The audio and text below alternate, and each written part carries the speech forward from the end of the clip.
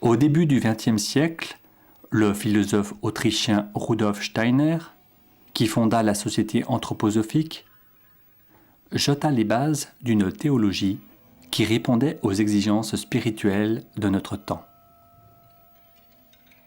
Selon Steiner, l'être humain actuel possède la maturité nécessaire pour commencer à penser par lui-même, en profondeur et en conscience, le monde de l'esprit, dont, d'après lui, le Christ est le centre. Après les désastres de la Première Guerre mondiale, ressentant la nécessité d'un renouveau dans le domaine religieux, des jeunes théologiens allemands et des pasteurs protestants demandèrent à Rudolf Steiner des indications pour créer un nouveau mouvement religieux. Ainsi naquit en Allemagne en 1922 la Communauté des chrétiens, mouvement indépendant où les femmes peuvent accéder au sacerdoce. Lorsque je découvris la pensée chrétienne de Rudolf Steiner, ce fut comme une nouvelle porte qui s'ouvrit sur les Écritures.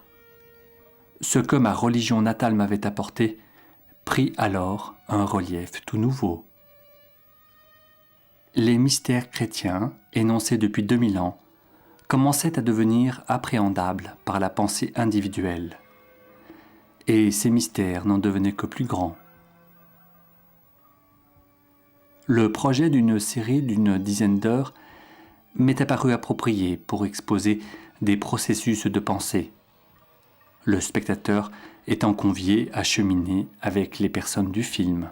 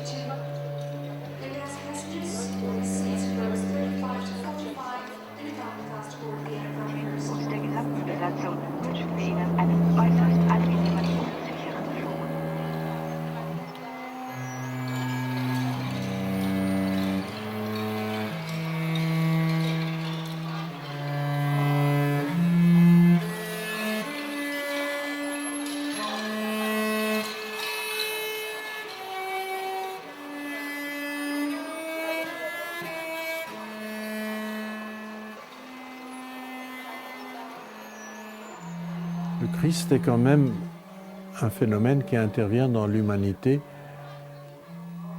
avec une intention, j'allais dire, l'intention divine, c'est de rendre l'homme meilleur, mais c'est surtout de faire évoluer sa conscience. Il n'y a pas de qualité morale sans conscience. Et le Christ est un phénomène, en tant que phénomène simplement, il n'est pas à la portée des tout-petits. C'est pas un enfant, l'enfant correspond à l'époque pré-chrétienne. L'humanité tout entière a passé par un stade d'enfance et l'enfant vit encore avec les légendes et les contes d'autrefois. Il vit dans un autre monde au point de vue de la conscience, une conscience qui est imaginative, et on peut parler du Christ en tant qu'image. On peut raconter l'histoire de la vie de Jésus, éventuellement un enfant de 7, 8 ans, 9 ans, mais simplement comme on lui raconterait une légende. Mais on ne peut pas parler du Christ. Le Christ, c'est plus que Jésus. Le Christ, c'est vraiment quelque chose qui est exigeant. Et nous ne parlons au Christ qu'à l'âge où l'homme, l'être humain, approche de la puberté, c'est-à-dire de l'âge où on commence à avoir on cherche ses pensées propres, ses positions propres. Le Christ peut être abordé, si vous voulez, à l'âge où l'on commence à dire moi je pense par moi-même. Parce qu'il est l'agent, la force qui aide l'homme à se poser spirituellement sur ses propres pieds, à avoir une conviction personnelle.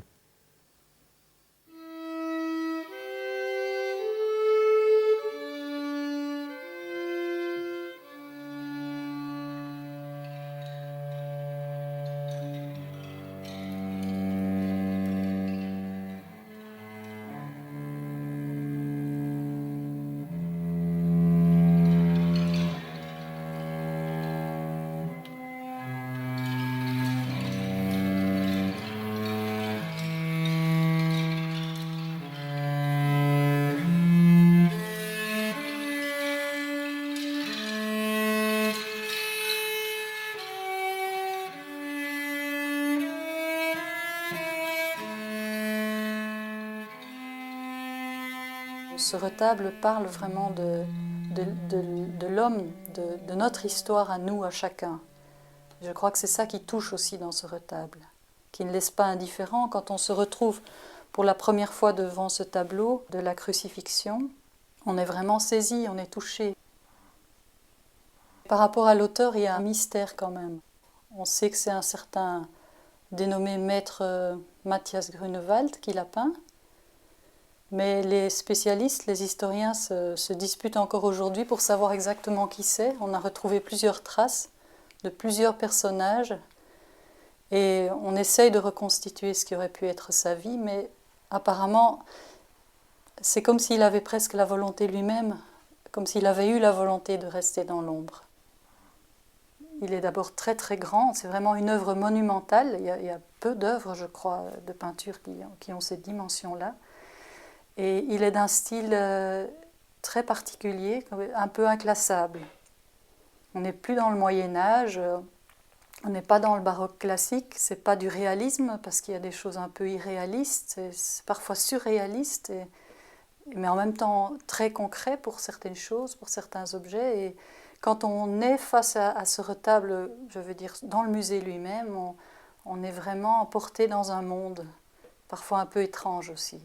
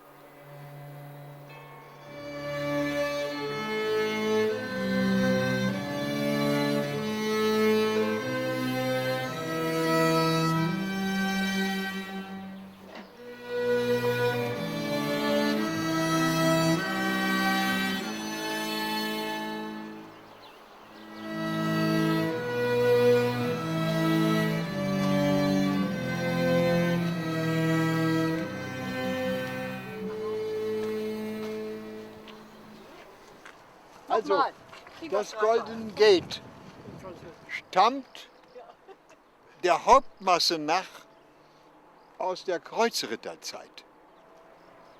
Und diese ganze Stadtmauer, die ist entweder zum Teil ganz neu gebaut oder zum Teil nur restauriert von dem Suleiman der Prächtige, ja, ein großer Scheich. Der hat diese ganze Mauer neu gebaut und auch das Tor so schön gemacht. Und dann haben die Araber gegen die Christen das Tor zugemauert. Dann sagen die, dann kann der Messias nicht kommen.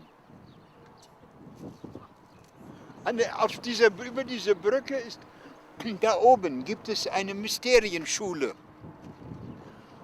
Und die heißt Bethphage auf dem Ölberg. das müssen ganz besondere Leute gewesen sein. Und die gaben ja dem Christus den Esel und dann zogen sie hier rüber auf der Brücke durch das Goldene Tor auf den Tempelplatz. Und die Leute kamen mit Palmen